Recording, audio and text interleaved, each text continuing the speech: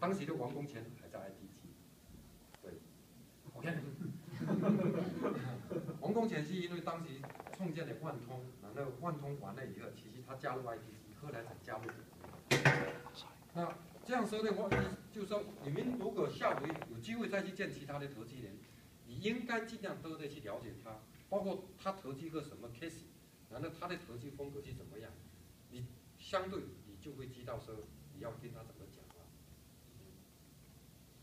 第二就是说，计划书要让投机人，这里说的是还没有见面前，因为我每天都收到几十封、上百封，我相信其他的有的投机人也是这样，收到几十封的这种计划书，但太多的计划书啊，其实都是投机人一点点看都不会看，因为第一太厚了，而且前面的几页一般都用来描述市场，说这个市场有多大，然后大概要全世界有多大的这个份额，这些其实投机人比你更了解，你没必要去描述，你知道吗？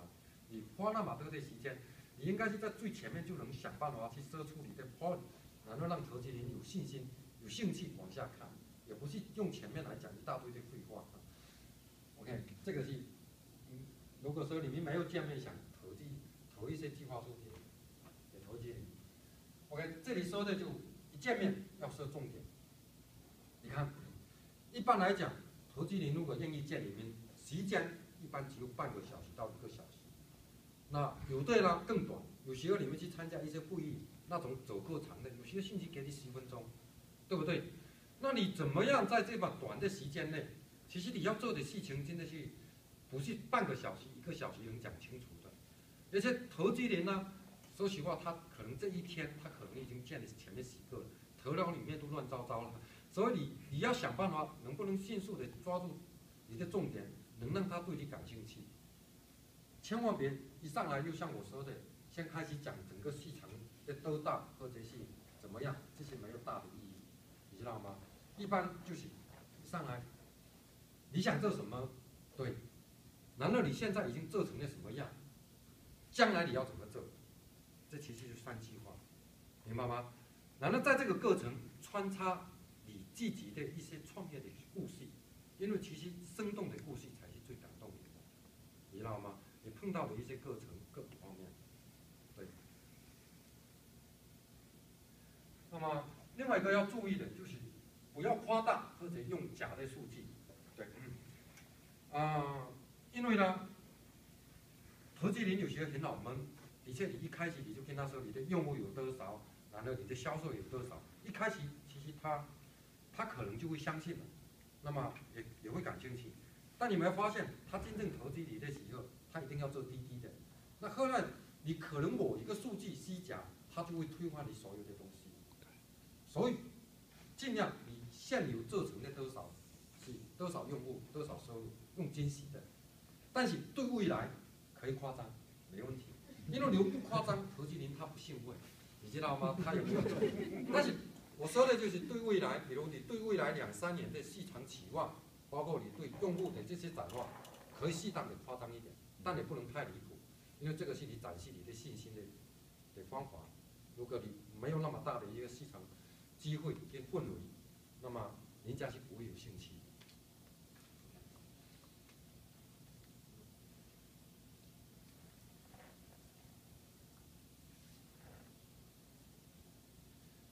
那接下来 ，OK， 如果前面这3条你们都走通了，然后把 VC 也蒙了，人家愿意投钱了 ，OK， 接下来你要做哪些事？我觉得有3个部分。第一就是你要想办法让公司规范化。我们知道一个 startup 公司一开始其实是不太规范的，对，因为没办法，名额也少，钱也少，对不对？从财务到各个方面都不够规范。但是呢，你拿了钱了，接下来你就必须要规范化，对，不管是从股权、财务、知识产权，尽量都要完善。前面你没有时间、没有钱去申请商标、申请专利，接下来你要干的这些事情就必须完成了。因为为什么呢？第一，是你重新在规范当中，你会梳理你的整个的创业计划，会让它更完善。第二，包括你为将来的 A 轮或者 B 轮或者下一轮的投机最好基础。那么第二，我认为拿钱其实这里面可能有50%更多是来做一些市场营销，因为前面你的创业你已经做出了一些 demo， 包括你的试测的东西，人家愿意投你的钱，就是你已经有一定的基础了。你更多的钱其实就把这个规模扩大化，然后快速的去占领市场。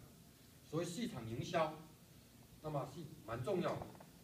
除了加大的市场营销，包括人才各个方面，这里面是包括你的品牌的打造，这些都应该要花钱的地方。这样同时你也吸引更牛逼的人才来加入你的公司。那么，第三就是团队建设。OK， 那么这里团队建设，我觉得根据我的经验我觉得有3个很重要的阶段，一个是20个人，一个是50个人，一个是200个人。那么前面的20个人非常的重要。那么，因为基本上一个公司未来的一个文化的形成，包括一个风格，是由前面这20个人来组成的。所以对于前面这20个人，我觉得哪怕是一个小的财务，哪怕是一个小的行政，你都应该要求比较严格一点，要形成一个好的氛围，包括统一的文化，因为这个你会影响以后面的50个人、200个人。对。那么一般到50个人的这个规模是已经拿到钱以后了，拿到钱以后会达到50个人。那么这个时候其实是在往规范化发展的另外一个重要的因素，因为前面20个人基本上每个人都互相联系，谁也能叫出谁的名字。那么到了50个人呢，这个时候其实你就要分成小组了，那么分成不同的 team 或者不同的团队或者不同的功能模块，这时候也是一个非常关键的阶段。对，我的建议一般不要快速，哪怕你拿到钱，不要快速的去突破50个人，因为如果你在前面50个人的这个情况你没有搭建得好，很多快速的去招一些更多好像很牛逼的人，一个是你的文化可能会很难去融合，第二，你就管理方面可能就会出现一些漏洞。所以呢，从50个人到200个人这个阶段，那么一方面是要引进一些外面的人来，那么能让它融合你原来的一个团队氛围，包括你的团队文化。那么第二就是更好的去梳理好你的架构，这时候蛮关键的。而且在这个阶段，50个人以前尽量不要去招职业经理人，对，不太好。因为特别空降一些职业经理人，公司没那么大，然后职业经理人他又想一些太过规范的东西，包括太过严谨的 KPI 来制约这个团队，其实他的火力会吸气的。只有到了200个人，才是这个时候才是引入职业经理人最佳的时候，因为这个时候也需要一个更好的制度来去完善你的公司了，包括按照更规范或者国际化的标准来去完善这个公司的架构。那么到了200个人以上，那其实已经你这个公司非常大了。这个时候我觉得就不是我能建议的，可能要雇更多的人，包括麦肯锡这些来给你们做辅导跟建议了。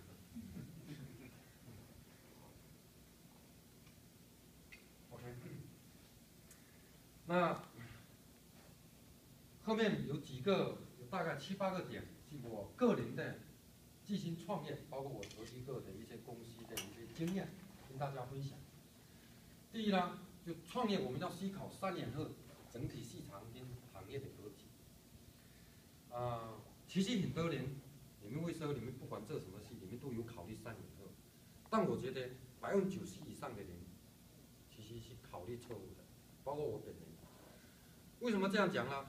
因为一开始，比如你5个人，那么一般你在思考3年后，你会想，3年后我明年我要增加到20个人，后年我要增加到50个人，然后你想，我今年收入是100万，我就明年想做到300万，或者后年做到500万。大部分的 PPT， 大部分的公司规划都是这样，这种规划我觉得是非常错误的。其实你应该想象你所做的这个行业未来3年后的一个市场格局是怎么样。我们举个例子，10年前 ，OK，2003年、04年，当时3大门户做大的情况下，你们谁会想到中国互联网会是 BRT 这3家公司最大吗？就百度、阿里、腾讯。其实很少人想，但当时如果你们仔细想，其实是能想出这3家公司最有潜力。我其实也挺后悔，早知道，因为当时我投了一些公司，早知道就不投了，我就买百度跟腾讯的股票就可以了，对不对？那因为当时它的用户数已经足够多了，对不对？所以我们要去想象，3年后的市场是怎么样，我们在这个里面去占什么样的格局。那再回头看，调回到2010年，也就3年多前，当时在中国，包括世界上，智能手机刚开始起来，对不对？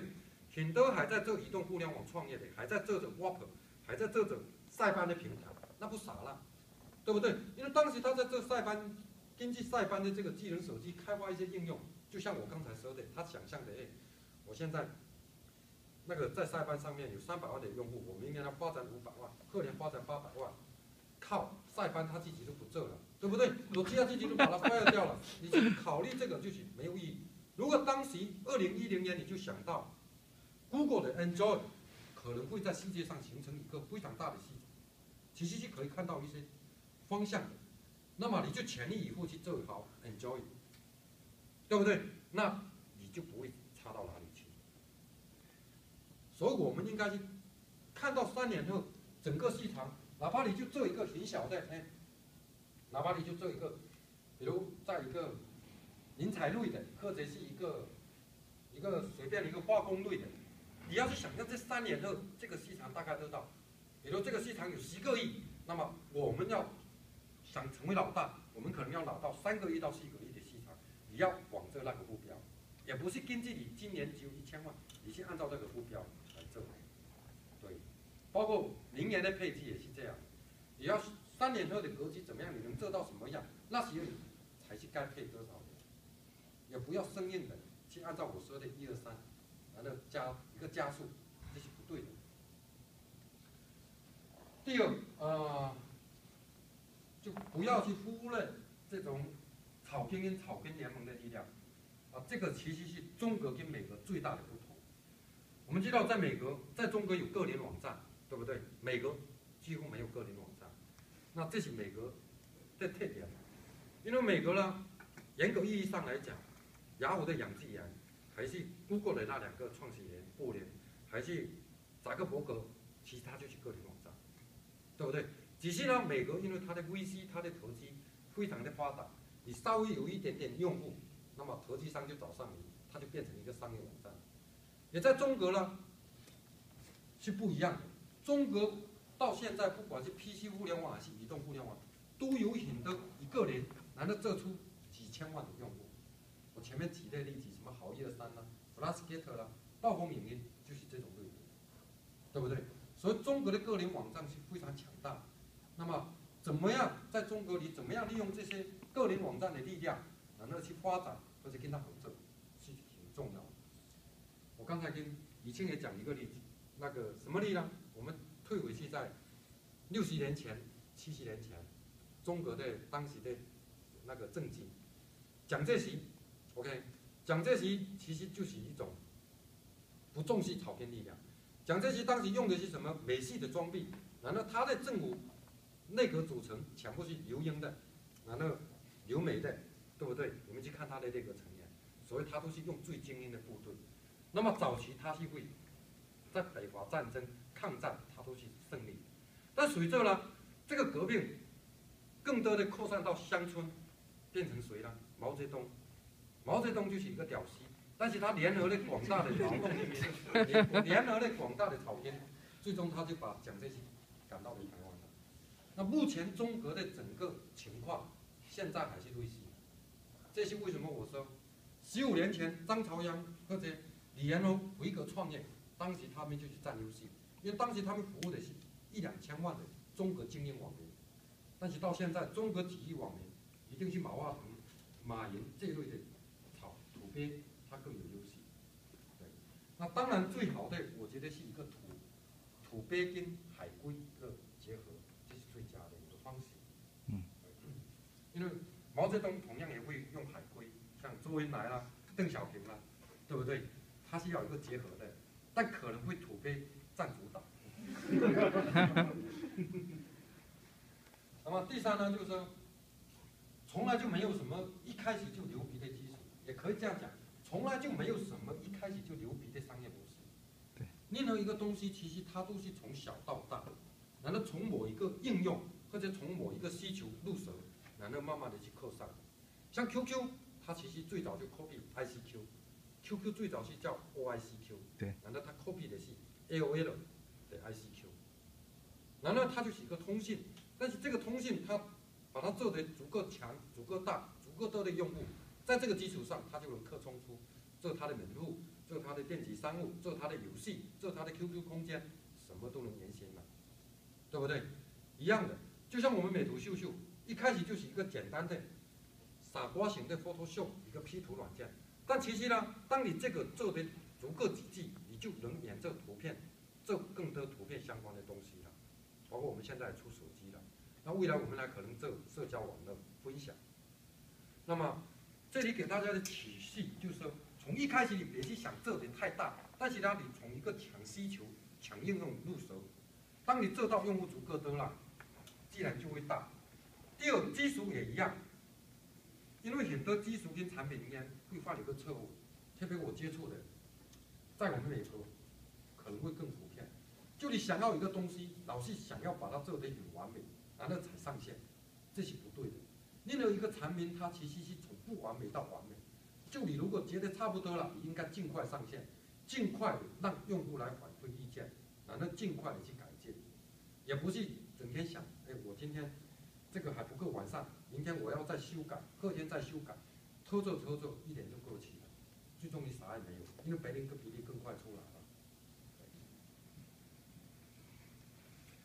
那么第四点是说，每一个杀手级的应用都是一个流量入口，这其实是说的移动互联网的时代。对，那么在移动互联网时代，我们知道现在就是苹果的 Apple 或者是 Google 的这种应用。那么每一个应用一开始我说了，你不要想说一开始你做成一个平台，但是呢，一开始你在某一个类别做成一个杀手级的应用，它其实就是一个流量的入口。当然，这里面区分的就是说，有的应用它是可以变成一个大平台，但有的应用是买办法的，这取决于你服务的用户的对象。对，为什么微信那么牛？因为它切入的应用是一个沟通，是一个通信，每个人都需要的。比如说音乐也是很多人需要的，比如美图秀秀的图片也是。那么这种你能足够多的用户融合在一起，它才能成为大的平台。但对我们创业来讲，也不一定每个东西都想成为大平台。但是你在某一个垂直领域里面，你能去站住前2名，那么如果有第1名是最好的，那最早我觉得是要前3名，3名以外基本上就没有意义跟价值了。对。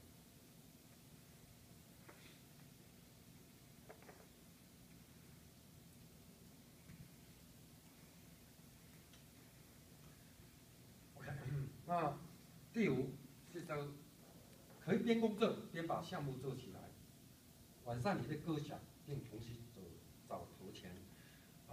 这里面就是刚才我跟某个人某个创业者有建议，就说你做任何一个事情，你不能建立在一个说，有个想法，然后有一个 PPT， 就说人家要给我投钱，我才去干这样的事。那这种机会今天非常少，包括现在不要说中国了，在美国我相信的是，你纯粹拿一个 idea 去拿钱的概率太低了，除非你这个人前面有很大的成功，那是另当别论。一个从来没有成功过，现在再拿一个一个 PPT 和 idea 拿钱，非常难的。所以你应该是什么呢？你在有想法，能够马上的去慢慢的去做起来，不断的去完善。当然你可能真的1分钱也没有，那你干嘛？你想办法收服你身边的亲戚朋友来投你的钱。如果你连这点信心都没有，那你想，VC 凭什么要给你投钱？也就是说，你如果确定要去创业了，那么你一定要下定决心，对，当然，万一不成功，退回来我们重新开始没关系。但是你确定要创的时候，不能三心两意，因为很多人有的是还在公司干，有时候就会想，哎，我在公司里面，然后边干边做，这个成功概率其实也比较少的。如果你是作为一个 startup， 就是说你是一个创始人，你一定要义无反顾的坚决出来去干这件事。员工或者你找对兼职员工，这没问题。但是作为你是创始人，你自己不能这样干。如果你创始人你自己都还一边想着工作，还拿着工资，然后一边想创业，那别人对你更没有信心。第六呢，也是一样，就是说刚开始创业的公司，如果创始人跟高管都拿高工资，基本上很难成功。这点可能在美国也是比较普遍，这点是我个人观察的，特别在中国。这里有一个很重要的前提是什么呢？没有赚钱以前，当然公司如果有营收了、有赚钱了，那么没问题，就应该拿高工资。对，那没有赚钱以前，如果说你作为创始人，你拿特别高的工资，其实对底下的这些干活的人会形成一个不好的心理感应。如果你给底下的人开的是2万块，难道你自己拿1万块？你想想，底下的员工会怎么想？所以自己当然你要保证你的生活费用，你明白吗？在保证的前提下，其实你创始人薪级特别高的这些高管，你收服他拿更少的工资，这种向心力跟这种凝聚力会非常强大。对，所以是前提是在没有赚钱以前，但哪怕是拿到投资了都不应该，因为你拿到投资，其实是你会压力更大。千万不要认为拿到投资就是你赚钱了，因为不是，人家投给你钱是让你发展的更好，并不是买你股份。这里面也有很多人一个心态不好，我融了钱了，就觉得我身价多少了，那个真的差很远。因为拿到钱投资，并不是说你就能你公司就卖掉，那2码事。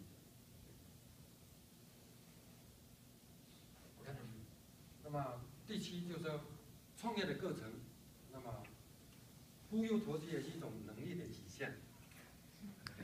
这里面，中国其实最强大的人，忽悠能力最强大的人就是马云，对不对？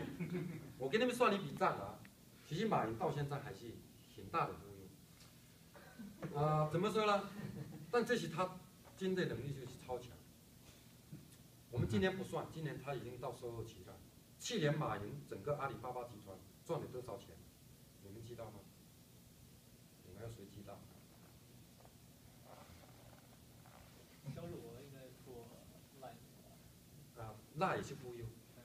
那个是人家利用整个大的电子商务，但是经过他的手的没有那么多。这是马云的牛逼，你知道吗？他能够借助外面的一些数据来设定。万一你想想，他那银行不报表了，他也就几百亿的收入，你知道吗？去年他只赚了2.6亿美金，前年。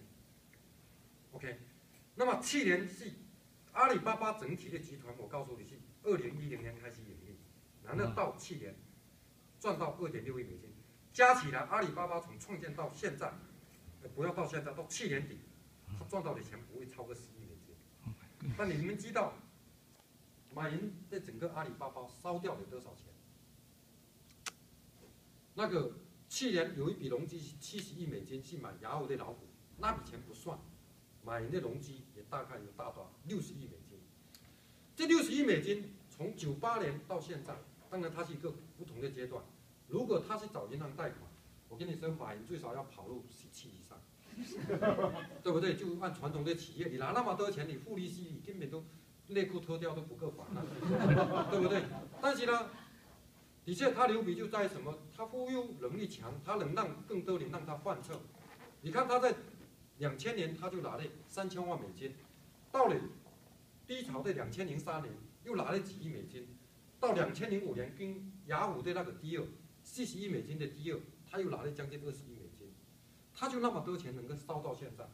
那别人呢？当时的8848还有好多了，美商网那些零就是忽悠能力不够强，所以洗掉了，等不到今天。当然，马云我觉得他是最成功，因为他们今年第1季度就赚了1亿多美金，已经在爆发的阶段，收成的阶段。所以我在这里要说明的就是说，你如果要创业，你怎么样跟你的投机人沟通，怎么样能去忽悠到他 ？OK， 这是很重要的一个能力，你必须要去锻炼学习的。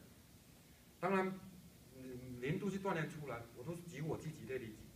我其实2004年，我说我见 IDG 的企业，真的都非常的那个紧张。我记得我2005年啊，我第1次上台去演讲，面对一个几百个人，我走上去的时候，2个脚，人家都看到哗啦啦。但是呢，后来我就发现，我既然要做这件事，我必须要面对那么多人，你必须锻炼自己，让自己强大。所以，任何东西它是一个学习跟锻炼的过程。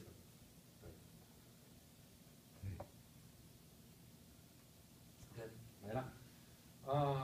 前面就是跟大家分享，本来这个 PPT 是我跟我投资的内部的一些企业做的一些分享，包括一些总结。最后我用这张图片来做这个结尾，这张图片是特别有意思的。我们看到这个图片是一个人的长相，然后后面是由机器来组成的，对不对？这个是最近这1年我自己的思考，包括参考一些东西。我 Google 有一个工程总监叫库基维耶，有没有听说吗？叫中文我们大陆翻译叫库基维耶，这个是一个非常牛的人，今年63岁。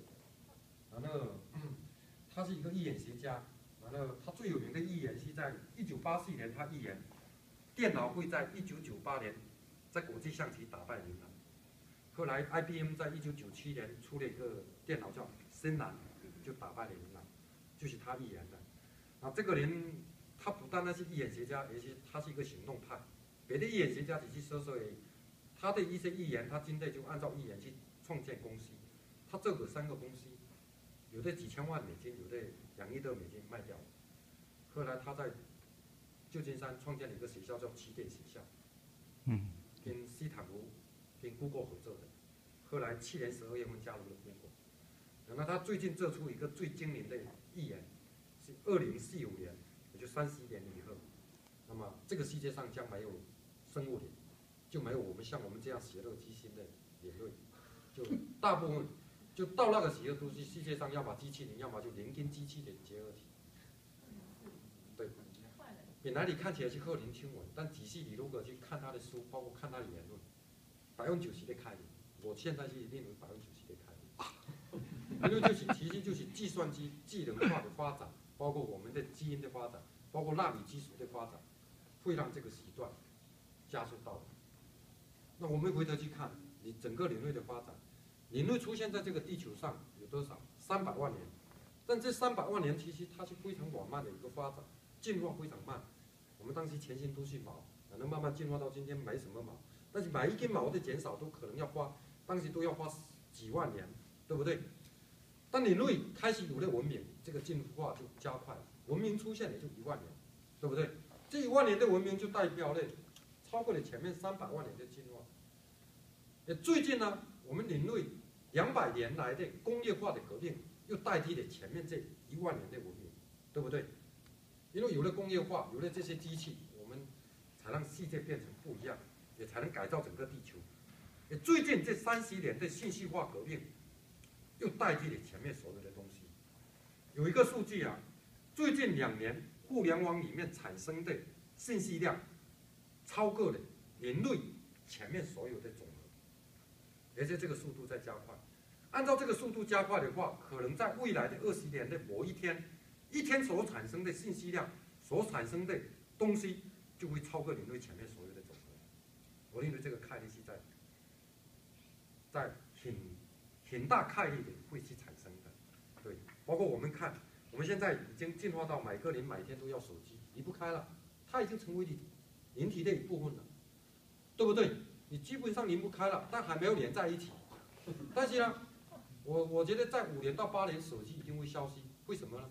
进化到一个芯片，然后生物的发展把这个芯片装在你的手臂里面，你干嘛要整天拿着手机呢？太烦了，对不对？现在就会装一个芯片。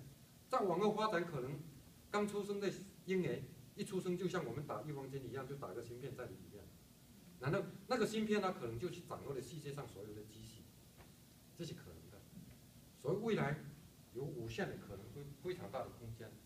我们只要抓住机会，哪怕现在的互联网，我觉得正开始，很炎炎，很多东西没有满足我们的需要，所以我们往这方面的发展跟创业已经有很大的空间。